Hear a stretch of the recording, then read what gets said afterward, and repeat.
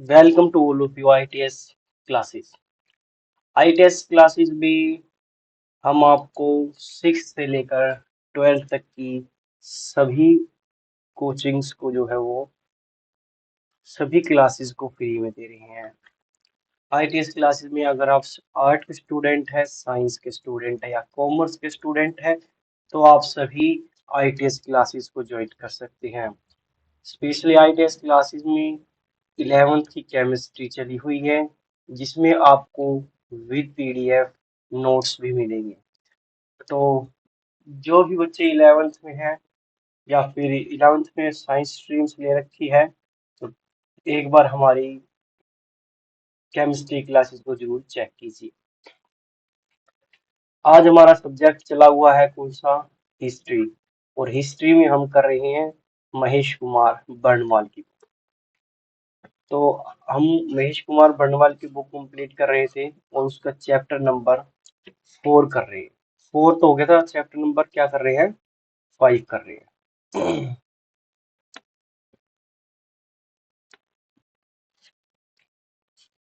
Chapter number 5 है ऋग्वेदिक काल।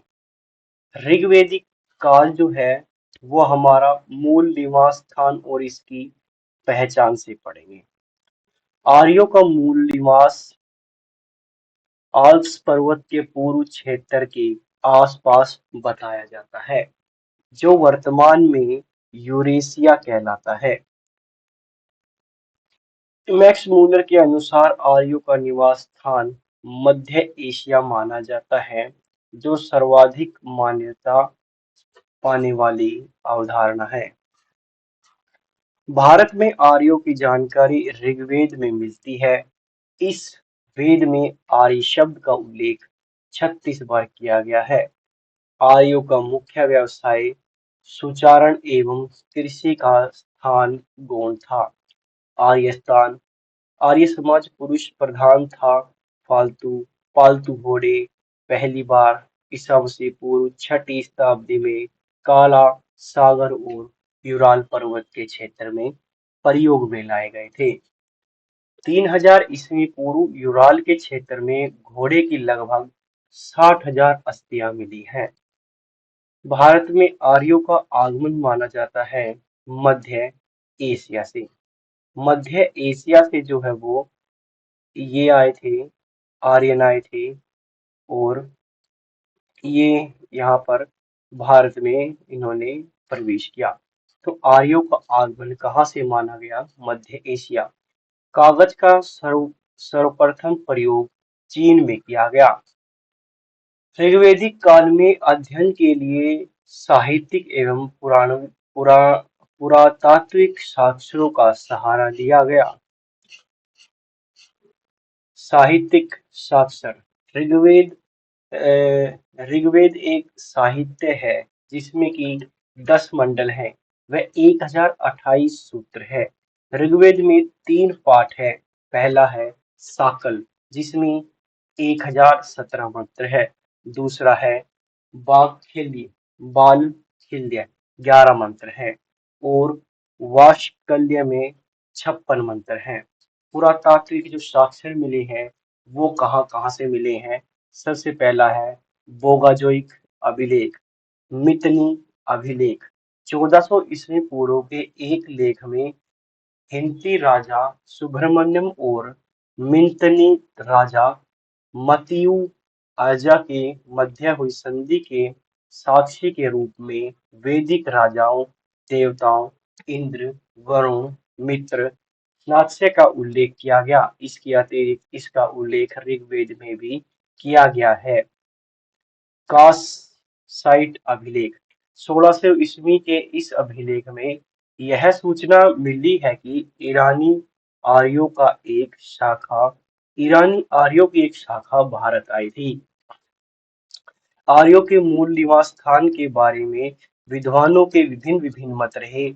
बाल गंगाधर तिलक ने कहा कि आर्कटिक प्रदेश उत्तरी है। स्वामी दयानंद सरस्वती ने कहा कि तिब्बती है। डॉक्टर संपूर्णानंद ने कहा अक्स पर्वत के पूर्व में यूरेशिया के निकट है। डॉक्टर अविनाश चंद्र ने कहा सप्तसैंधव क्षेत्र है। पंडित गंगानाथ झा ने कहा ब्रह्मऋषि देश है। डी.एस.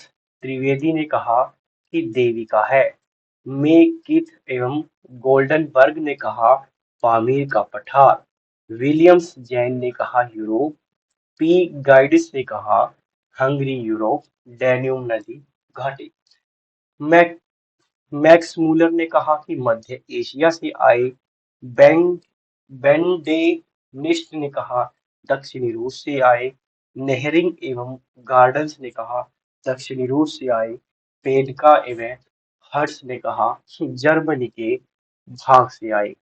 एल डी कल्ला ने कहा कश्मीर व हिमालय क्षेत्र में आए। और रोडस ने कहा कि ये बैक्टीरिया है।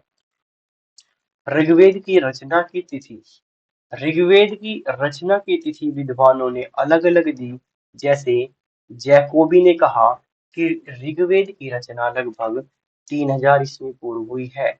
मैक्स मूलर ने कहा 1200 से लेकर 1000 ईस्वी तक हुई है।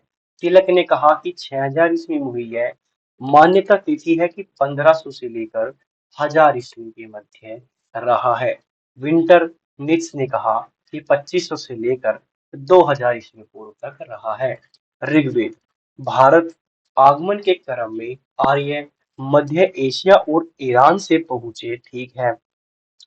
भारत में आर्यों की जानकारी ऋग्वेद में मिलती है। ऋग्वेद हिंदू यूरोप भाषाओं का सबसे प्राचीनतम और पवित्र ग्रंथ है। ऋग्वेद में अग्नि, इंद्र, मित्र, वरुण आदि देवताओं का स्तुति संग्रहित है, जिसकी रचना विभिन्न गोत्रों के ऋषियों के द्वारा की गई थी। इसमें 10 मंडल है। इंपॉर्टेंट चीज है कि इसमें कितने मंडल है? 10 मंडल है, या फिर इन्हें भाग कहा जा सकता है। जिसमें मंडल 2 में से 7 तक प्राचीनतम अंश है। प्राय ये दशम मंडल सबसे अंत में जोड़ा गया मंडल है। ऋग्वेद के मंत्रों का पाठ करने वाले पुरोहित तथा होत्र कहलाते थे। ऋग्वेद के प्रमुख मंडल व उनके रचयिता इस प्रकार है। द्वितीय मंडल के हैं गृहस्थ, मद्र भागवत। तृतीय मंडल के हैं विश्वामित्र।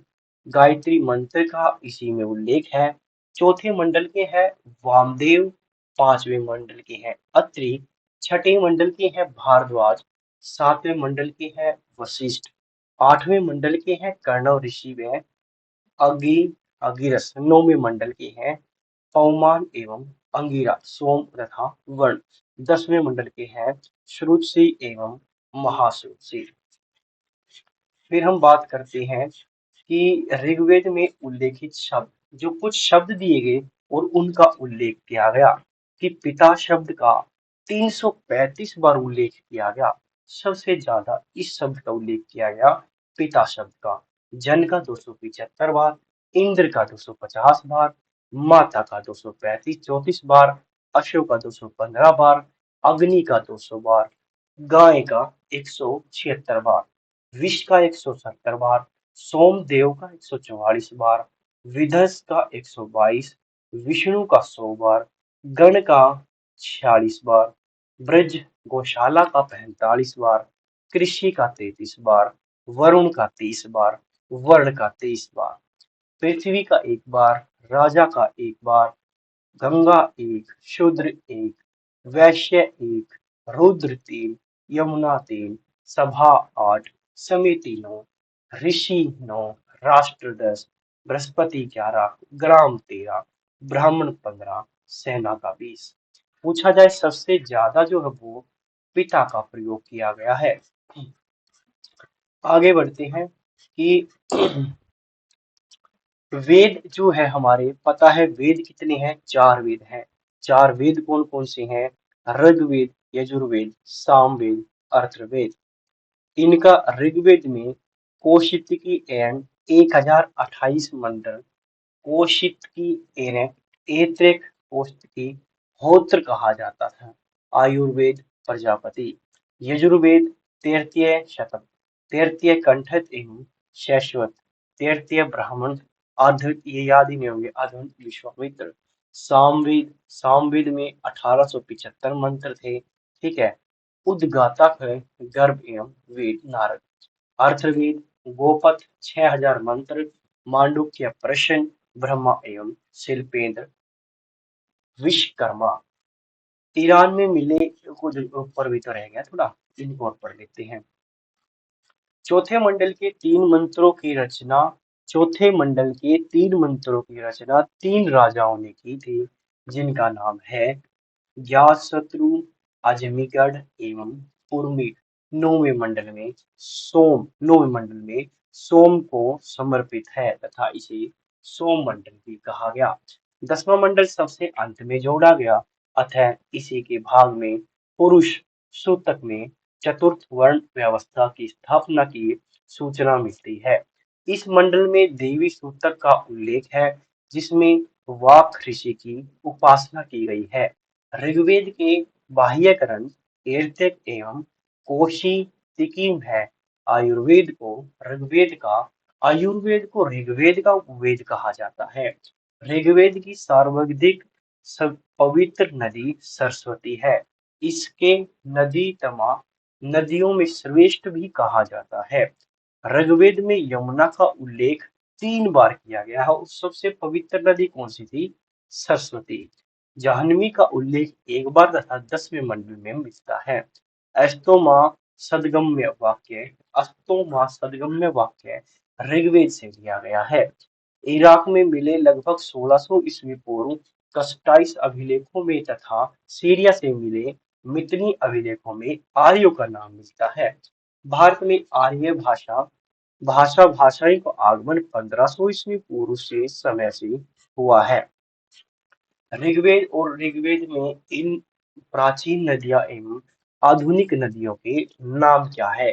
प्राचीन नदियों के नाम है विस्तेरा, इसको कहा जाता है आधुनिक में झेलम, विपाशा, व्यास, परुषिणी, रावी, दृष्टदंती, घरघर या चेतांग नदी, कुरुम्भा, कुंभा, काबुल, सदानीर, गंडक, अस्किनी, चेनाब, श्रुधि, सतलज, गोमल, गोमती, मरुदत, कमरुवती, सिंधु, सिंध, सरस्वती, घरघर, सुसोम, सोहन, सुवासु एवं स्वात कहा गया। ऋग्वैदिक काल में पंच क्षेत्र थे। ऋग्वेदिक में उल्लेख समुद्री शब्द मुख्यतः जल राशि का वाचक था। ऋग्वेद काल में वशिष्ठ और विश्वामित्र दो महान पुरोहित हुए। विशिष्ट, रूढ़ियों और विश्वामित्र उदार थे। लोगों को आर्य बनाने के लिए विश्वामित्र ने गायत्री मंत्र की लोगों को आर्य बनाने के लिए विश्वामित्र ने गायत्री मंत्र की रचना की। सामवेद में कुल 1875 छंद है, जिसमें से 99 छंदों को छोड़कर अन्य सभी कौमुदीय एवं राणाई एवं जैमिनी की सामवेद की 3 मुख्य शाखाएं हैं। सामवेद का सामवेद का सामवेद का ऋतिम उद्गार कहलाता है, जिसका कार्य रचनाओं का स्वागत करना था। सामवेद का उपवेद जो है गंधर्ववेद कहलाता है। सामवेद के प्रमुख उपनिषद एवं छांदोग्य केन की तथा मुख्य ब्राह्मण ग्रंथ पंचविश, तांडव ब्राह्मण है। फिर बात करते हैं यजुर्वेद। यजुर्वेद का अर्थ यज्ञ से होता है। इसमें यज्ञ की विधियों का प्रतिमान किया गया। इसमें यज्ञ एवं बलि संबंधी मंत्रों का वर्णन किया गया है। ऋग्वेद में खाद एवं पद दोनों में लिखा गया है। ऋग्वेद का ऋषिक एवं अर्धर्तु कहलाता है, जिसका कार्य इस वेद के मौलिक गद्य भाग को पढ़ना तथा यज्ञ संबंधी कार्य करना था। धनुर्वेद को यजुर्वेद का उपवेद कहा जाता है। यजुर्वेद में सर्वप्रथम राजस्व एवं वाजपेय यज्ञों का उल्लेख मिलता है। यजुर्वेद में हाथी के पालन का उल्लेख है। ऋग्वेद, सामवेद तथा यजुर्वेद की वेदगिरी के नाम पर रखा जाने लगा। यजुर्वेद में 2 प्रधान रूप थे। कौन कौन से 2 प्रधान रूप थे? कृष्ण यजुर्वेद और शुक्ल यजुर्वेद। कृष्ण यजुर्वेद में इसकी चार शाखाएं हैं। कृष्ण यजुर्वेद की इसकी चार शाखाएं हैं। काष्ठक, कपिष्ठा, मैत्रेय एवं तैत्तिरीय। शुक्ल यजुर्वेद की वाजसेयन संहिता भी कहते हैं। अथर्ववेद अथर्ववेद को ब्रह्मवेद, वेदश्री भी कहा गया। अर्थ अथवा ऋषि के नाम पर इस वेद का अथर्ववेद नाम पड़ा। अथर्ववेद का ब्राह्मण ग्रंथ गोपथ है। इसका यक्षरी अनुसंधानों में वर्णन नहीं है। अथर्ववेद में 20 अध्याय हैं और 731 सूतक एवं 6000 मंत्र है। इसमें वशीकरण, जादू टोना, भूत प्रेत, औषधि से संबंधित मंत्रों का वर्णन है। अथर्ववेद में कुरु के राजा परीक्षित का उल्लेख है, जिसे मृत्युलोक का देवता कहा गया। अथर्ववेद का उपवेद शिल्पवेद कहलाता है। काशी का प्राचीनतम उल्लेख अथर्ववेद में मिलता है। अथर्ववेद के मंत्रों का उच्चारण करने वाले पुरोहितों को ब्राह्मण कहा गया था। अथर्ववेद में सभा एवं समिति प्रजापति की दो पुत्रियां थी। अथर्ववेद का एकमात्र ब्राह्मण ग्रंथ गोपथ ही है। इसके उपनिषदों में मुंडकोपनिषद एवं प्रश्नोपनिषद एवं मांडूक्योपनिषद मुख्य थे। आरण्यक आरण्यक मुख्यतः ब्राह्मण ग्रंथों के परिशिष्ट के रूप में पाए जाते हैं। वनों में रचे जाने के कारण आरण्यक कहा गया। वर्तमान में 7 प्रमुख आरण्यक हैं। एर्तेक, तैर्तेक, माध, माध्यन्दी, शाक्यात, मैत्रायणी, तलवकार और बृहदंत है। उपनिषद यह भारतीय दार्शनिक विचारों का एक प्राचीनतम संग्रह है। इसमें शुद्धतम ज्ञान पक्ष का बल दिया जाता है। उपनिषदों को भारतीय दर्शन का स्रोत अथवा पिता माना जाता है। उपनिषद की मुख्य संख्याएं 108 है। ये वेदों से संबंधित है। सामवेद से संबंधित छांदोग्य उपनिषद तत्समय का एक प्रथम उल्लेख है। ब्रह्मवाद एवं अश्वमेध यज्ञ की विवेचना की गई है। कठोपनिषद में यज्ञ तथा नचिकेता का संवाद वर्णित है। यमराज के नचिकेता को अध्यात्म तत्वों की शिक्षा दी गई। भारत का राष्ट्रीय आदर्श वाक्य सत्यमेव जयते जो है वो मुंडकोपनिषद में उल्लेखित है। भारत की उत्पत्ति सिद्धांत का वर्णन सर्वप्रथम ऐर्तिक ब्राह्मण से मिलता है। आर्य लोग जहाँ प्रथम बसे वह संपूर्ण प्रदेश सप्त सिंधु 7 नदियों के देश के नाम से प्रसिद्ध हुआ। इसमें अफगानिस्तान भाग भी सम्मिलित था। तिरोशपनिषद में याज्ञवल्क्य और श्वेदु संवाद है। मुंडकोपनिषद में शिक्षा के विषयों में वेदांगों को भी शामिल किया गया है। जनजातीय संघर्ष ऋग्वेद में इंद्र को पुरंद्र कहा गया, जिसका वर्णन दुर्गों को तोड़ने वाला कहा गया है। आर्यों के 5 कबीले तथा जन थे। आर्यों के 5 कबीले तथा जन थे, जिन्हें पंचजन कहलाते थे। ये इस प्रकार थे: अनु, पुरु, तुर्वे, द्रु तथा यदु थे। भारत और त्रिय आर्यों के शासक वंश थे तथा पुरोहितों विशिष्ट दोनों वंशों के समर्थक थे। इस देश का नाम इसी भारत कुल के आधार पर भारतवर्ष पड़ा। इन कुलों का कबीलों का उल्लेख सबसे पहले ऋग्वेद में मिलता है। भारत और 10 राजाओं के मध्य युद्ध दशराज युद्ध 10 राजाओं के बीच का युद्ध के रूप में विदित है। इस युद्ध का कारण भारत वंश के राजा सुदार द्वारा अपने पुरोहितों विश्वामित्र को हटाकर उनके साथ में विशिष्ट की नियुक्ति करना था। सुदार द्वारा अपमानित किए जाने पर विश्वामित्र ने पंचजनों के साथ अन्य कबीलों को संगठित कर सुदार से युद्ध किया था। यह युद्ध परुषिणी नदी के तट पर हुआ था, जिसकी पहचान वर्तमान में रावी नदी से की जाती है। इसमें सुधार ही की जीत हुई और भारत कबीले की प्रभुता कायम रही। ऋग्वेद में 7वें मंडल में दशराज युद्ध का उल्लेख है। इसका एक कारण राज्य विस्तार को भी माना जा सकता है। कुरु जनपदों के पांचालों के साथ मिलकर उच्च गंगा मैदान में अपना संयुक्त राज्य स्थापित किया। भौतिक जीवन ऋग्वेद आर्यों के भौतिक जीवन के विषय में कुछ आभास मिलता है। भारत में उनकी सफलता के कारण घोड़े, रथ एवं संभवतः कांसे के कुछ कुशल अस्त्र शस्त्र उपकरण जिसके बारे में हमें पुरातात्विक प्रमाण नाम मात्र में मिलता है। संभवतः उन्होंने अरावली पहाड़ियों में भी चलाया, जो सबसे पहले कार्केक्स क्षेत्र में 2300 ईस्वी पूर्व में प्रयोग में लाया गया। उन्हें राजस्थान की खेतड़ी तांबे का मिला रहा होगा। ऋग्वेद के प्राचीनतम भाग में फाल का उल्लेख है। उन्हें बुआई, कटाई, दावनी का ज्ञान था।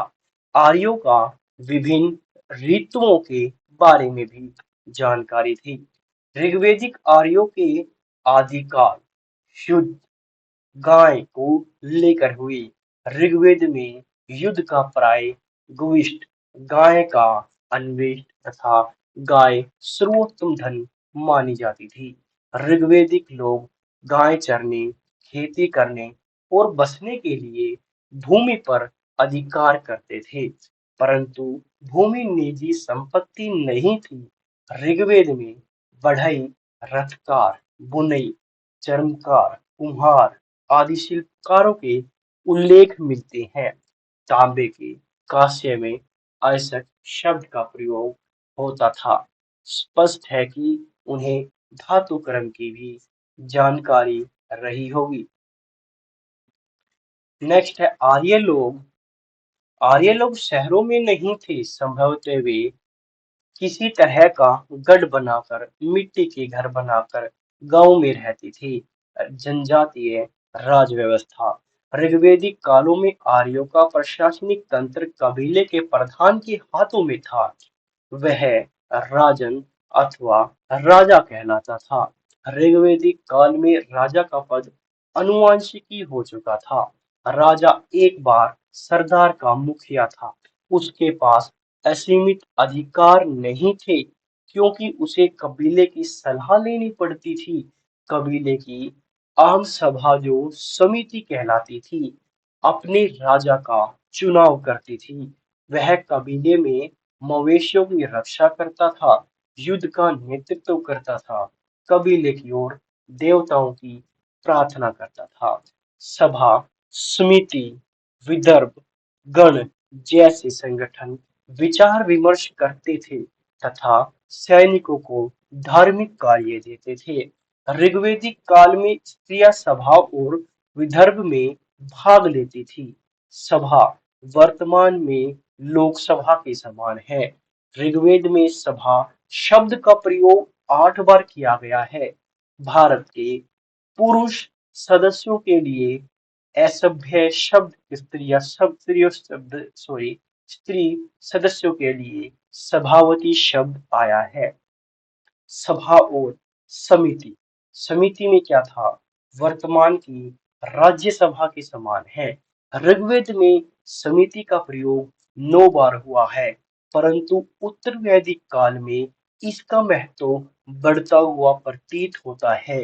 अथर्ववेद में सभा व समिति को प्रजापति की दो सभा और समिति को प्रजापति की दो पुत्रियां कहा गया है। अथर्ववेद में इस बात का प्रमाण मिलता है कि समिति में निरक्षत्रियों की प्रवेश असंभव था। विदर्भ सॉरी विदर्भ ऋग्वैदिक काल में इस संस्था का प्रचलन अधिक था। इस बात का प्रमाण है कि ऋग्वेद में विदत शब्द का प्रयोग 122 बार हुआ है और पिता शब्द का प्रयोग 300 से ज्यादा बार किया गया है। जबकि अन्य ग्रंथों के चरण में आयकर इसका प्रयोग प्राय लुप्त हो गया। विदर्भ को विशिष्ट संस्था के रूप में माना गया, जिसे विदर्भों तथा विद्वानों की सहयोगी कहा गया। दैनिक प्रशासन में कुछ अधिकारी राजा की सहायता करते थे। सबसे महत्वपूर्ण अधिकारी पुरोहित होता था। पुरोहितों के पास संभवतः सेनानियों के स्थान जो भाला, कुल्हाड़ी, तलवार आदि चलाना जानता था। युद्ध में प्राप्त भेंट और लूट की वस्तुएं वैदिक सभा में बांट दी जाती थी। चरवाहे या बड़े जत्थे का प्रावधान वज्रपति कहलाता है। परिवारों के प्रावधानों का कुलप या लड़ाकू दलों के प्रधानों को ग्रामीण कहा गया। राजा कोई नियमित या स्थानीय सेना नहीं रखता था, लेकिन युद्ध के समय स्वजनों की सेना मिलिन संगठित कर लेता था। कबीला और परिवार व्यक्ति की पहचान उसके कुल या गोत्र से होती थी। लोगों की सबसे अधिक आस्था अपने अपने कबीलों के प्रति रहती थी, जिसे जन कहा जाता था। ऋग्वेद में जन शब्द का उल्लेख 275 बार हुआ है, परंतु जनपद शब्द का उल्लेख एक भी बार नहीं हुआ। ऋग्वेद में दूसरा महत्वपूर्ण शब्द विष है, जो कबीले के अर्थ में मिलता है। ऋग्वेद में इसका उल्लेख 170 बार किया गया है। वैश्य नामक बहुसंख्यक वर्ग का उदय इसी विषय का कबीलिक जनसमूह से हुआ है। आरंभिक वैदिक अवस्था में परिवार के अर्थ में गृह शब्द का उल्लेख मिलता है, जो ऋग्वेद में बार बार आया है। यह समाज पितृसत्तात्मक था। परिवार के पिता मुखिया होता था। परिवार की कई पीढ़ियां एक घर के साथ साथ रहती थी। इन समाजों के लोग हमेशा वीर पुत्रों की प्राप्ति से देवताओं की कामना करते थे। ऋग्वेद में बेटी के लिए कामना नहीं की गई है, जबकि प्रजा, संतान और पशु की कामना सूतकों में बार बार देखने को मिलती है। स्त्रियां सभा समिति में भाग ले सकती थी। वे पतियों के साथ यज्ञों में आहुतियां दे सकती थी। सूतकों की रचना मौखिक होती थी और उसका काल कोई लेख नहीं मिला है।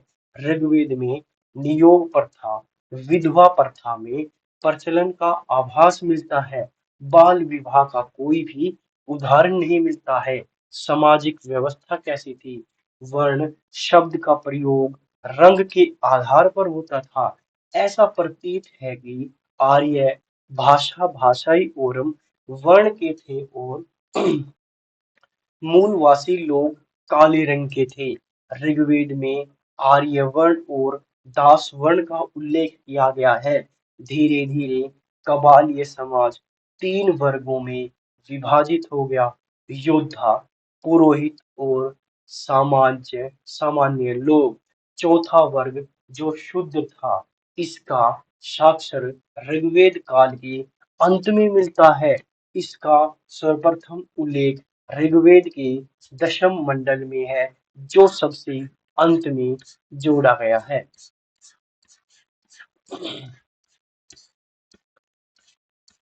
ऋग्वैदिक युग में व्यवसाय के आधार पर समाज में विभेदीकरण आरंभ हुआ। ऋग्वेद में किसी परिवार का एक सदस्य कहलाता है। किसी ऋग्वेदिक में किसी परिवार का एक सदस्य कहता है, मैं कवि हूँ, मेरे पिता वैद्य हैं, मेरी माता चक्की चलाने वाली है। विभिन्न विभिन्न व्यवसायों में जीवनोत्पन्न करते हुए हम एक साथ रहते हैं। वैदिक काल में प्रयुक्त होने वाले शब्द गाय, गाय को ऐधन्य कहा गया, जिसका वध करने योग्य नहीं है। राजा को गोप्ता कहा गया। अतिथि को गोहता कहा गया। धनी व्यक्ति को गोमत कहा गया। समय को गोधूली कहा गया। दूरी को गौयुति कहा गया। नाई को वापसा कहा गया। बढ़ई को तक्षण कहा गया। युद्ध को गविष्ठ, गेसु अथा गम्य कहा गया। पुत्री को दुहिता कहा गया। जुहाला को संजुवाय कहा गया। हलवाहा को किवाश कहा गया। अनाज कोठार को सिठवी कहा गया। अनाज को धान्य कहा गया। मरुस्थल को धनु कहा गया। उपजाऊ मिट्टी को उर्वरा कहा गया। पशुचरण योग्य भूमि को खिल्य कहा गया। बड़ी नहर को कुल्या कहा गया। हल से बनी नालियों को सीता कहा गया। हल के लिए लांगन कहा गया। गोबर की खाद को करिश कहा गया। ऋग्वैदिक देवता बोगजा कोई अभिलेख 1400 ईस्वी में अनेक वैदिक देवताओं मित्र, वरुण, इंद्र, नासिक का उल्लेख किया गया। इन देवताओं का उल्लेख ऋग्वेद में देखने को मिलता है। ऋग्वेद में सबसे अधिक महत्वपूर्ण देवता इंद्र है। इन्हें पुरंदर अथवा किले तोड़ने वाला भी कहा गया है। इंद्र पर 250 सूत्र है। इंद्र को वर्षा का देवता माना गया है। अग्नि का दूसरा स्थान है। इस पर 200 सूतक है। अग्नि को भूमि, जंगलों की जलाने वाला, पकाने वाला कहा गया है। ऋग्वेदिक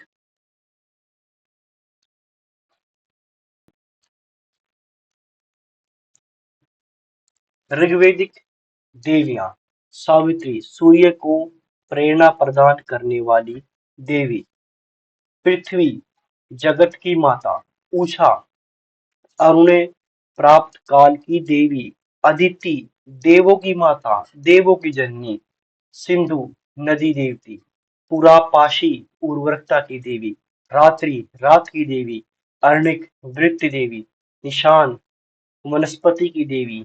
आप जल की देवी। ईला आराधना की देवी। सूर्य सूर्य की पुत्री। तीसरा स्थान वरुण का है जो जल या समुद्र का देवता था। इसे ऋग अथवा प्राकृतिक संतुलन का रक्षक माना जाता है। सोम को वनस्पतियों का अधिपति माना जाता है तथा एक माद्रक में सोमरस इसी के नाम पर पड़ा है। ऋग्वेद का नौवां मंडल सोम को स्तुति करता है। ऋग्वेद में उषा आदि सूर्य आदि देवताओं का उल्लेख है। ऋग की व्याख्या स्तुति एवं नियमित भौगोलिक और नैतिक व्यवस्था एवं अंतरिक्ष व्यवस्था आदि रूपों में की गई है। उत्तर वैदिक काल में ऋत पूर्ण रूप से लुप्त हो गया। ऋग्वेद में एक मंत्र रुद्र शिव को तथा त्र्यक कहा जाता है। मारुत आंधी के देवता के रूप में जाने जाते थे। देवताओं के कुछ देवी देवताओं आदिति जैसे उषा जो प्रारंभ में प्रयुक्त है। देवताओं का उपासना की मुख्य रीति देवताओं की उपासना की मुख्य रीति सतुपति पाठ कहलाता है।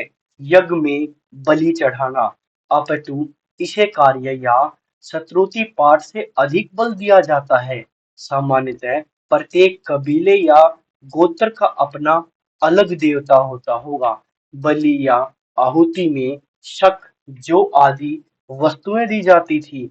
आहुति के अवसर पर अनुष्ठान या यांत्रिक मंत्र नहीं पढ़े जाते थे। पूषण ऋग्वैदिक काल में पशुओं के देवता थे जो उत्तर वैदिक काल में शूद्रों के देवता हो गए। पृथ्वी के देवता पृथ्वी के देवता कौन कौन थे? अग्नि प्रकाश का देवता। ऋग्वेद में 200 बार उल्लेख। पृथ्वी में सर्वाधिक श्रेष्ठ देवता द्योतक अथवा पृथ्वी के पुत्र अग्नि। ऋग्वेद में अग्नि को ज्ञात वेद्य चर अचर का ज्ञाता हिरण्यक सुनहरे दल वाला धूमकेतु भवचोक अथवा ऋग्वेद गोप्ता की संख्या दी गई। मृत्यु लोक व स्वर्ग लोक के बीच के विभाजक भी कहा गया। पृथ्वी सृजक का देवता, जगत माता। वनस्पति यज्ञ के देवता, यज्ञ कर्म कांड के लिए विशेष महत्व जिसमें से 11 बार उल्लेख मिलता है। सोम वनस्पति का देवता, ये कालांतर में चंद्र देवता के रूप में स्थापित हो गए। ऋग्वेद में 120 बार उल्लेख मिलता है। सरस्वती विद्या की देवता, यह एक स्त्री देवी थी। संपूर्ण वैदिक काल के दौरान लोगों ने किसी मंदिर का निर्माण नहीं किया और न ही किसी प्रकार की मूर्ति की पूजा की। अंतरिक्ष के देवता थे इंद्र। इंद्र इंद्र का कार्य युद्ध के देवता थे। ऋग्वेद में सबसे प्रमुख देव ये युद्ध में विजय दिलाते थे। 220 से ज्यादा बार प्रयोग। अंतरिक्ष के सर्वश्रेष्ठ देवता, सभी देवताओं के राजा, मेघों को रोककर जल की वर्षा करते थे। मारुति तूफान के देवता, दैत्यों के विनाश करते थे। रुद्र पशुओं के देवता, अति क्रोधित होते थे। मंगलकारी व अमंगलकारी दोनों रूप में मारुति और अश्विनी के पिता, औषधि चिकित्सा के संरक्षण आदि कहलाते थे। पूर्ज्य वर्षा के देवता कहलाते थे। आकाश के देवता वरुण, जल का देवता कार्य था वरुण का कार्य था जल के देवा। सत्य का प्रतीक न्यायी, ऋग्वेद में 30 बार उल्लेख। वरुण को अहूर देवता भी कहा गया। ऋग अर्थात प्राकृतिक संतुलन का रक्षक। ऋतु परिवर्तन में दिन रात के कार्यकर्ता थे। सूर्य तेज का देवता, विश्व के रंधक, आकाश के सर्वश्रेष्ठ देवता। धोतक सर्जन का देवता, जो इसे धोत या यूनान में ज्यूस के रूप में तथा सोम में जुपिटर के रूप में जाना जाता है। आर्यों के जगत पिता माना जाता है। अश्विनी को देवताओं के चिकित्सक के रूप में, उषा को प्रकृति व उत्थान की देवी, सूर्य के रूप में परमत बोला एवं देवी, विष्णु विश्व के संरक्षक पालनहार, सविता सविता अमृत का देवता। जब सूर्य पूर्ण रूप से उदित हो जाता है तो उसे सविता कहते हैं। गायत्री मंत्र इन्हीं को समर्पित है। मित्र प्रकाश के देवता, उदित होते हुए सूर्य को मित्र कहा गया। पूर्ण पुरुषों वनस्पति शूद्र के देवता। पोषण की पूजा सूर्य की व्यापक शक्ति के रूप में की जाती है। अदिति सार्वभौमिक भावना की देवताओं की माता कहा गया अदिति को। आज हमारा चैप्टर कंप्लीट हो गया है, ऋग्वेदिक काल। नेक्स्ट वीडियो में हम पढ़ेंगे नेक्स्ट चैप्टर। और नेक्स्ट चैप्टर के बारे में देखो, मैं सोच रहा हूँ कि एक जो है वो जो चैप्टर्स की वीडियो बना लूं, उसमें क्या होगा आपको पता चल जाएगा कि आगे कौन सा चैप्टर होना होगा। उससे संबंधित आप एक बार जो है वो देख लोगे। अगर आपको ये हमारी वीडियोस पसंद आ रही है, देखो ये सिर्फ एक कह सकते हैं कि रीडिंग या रिवीजन के तौर पर देखो इसे। रिवीजन के तौर पर देखोगे तो आपको बहुत फायदा मिलेगा। ऐसी एक एक चीज समझाने लग गया तो सिलेबस बहुत बड़ा है, खत्म नहीं होगा। हमें एमसीक्यू सीरीज भी करनी है और हम आगे बढ़ना चाहते हैं। जल्दी से हिस्ट्री को कंप्लीट करवाएंगे आप सभी के लिए। तो थैंक्स फॉर वॉचिंग ऋग्वेदिक काल कंप्लीट। मिलते हैं अगले चैप्टर में, अगले एक किसी अध्याय के साथ। तब तक के लिए जय हिंद, जय भारत।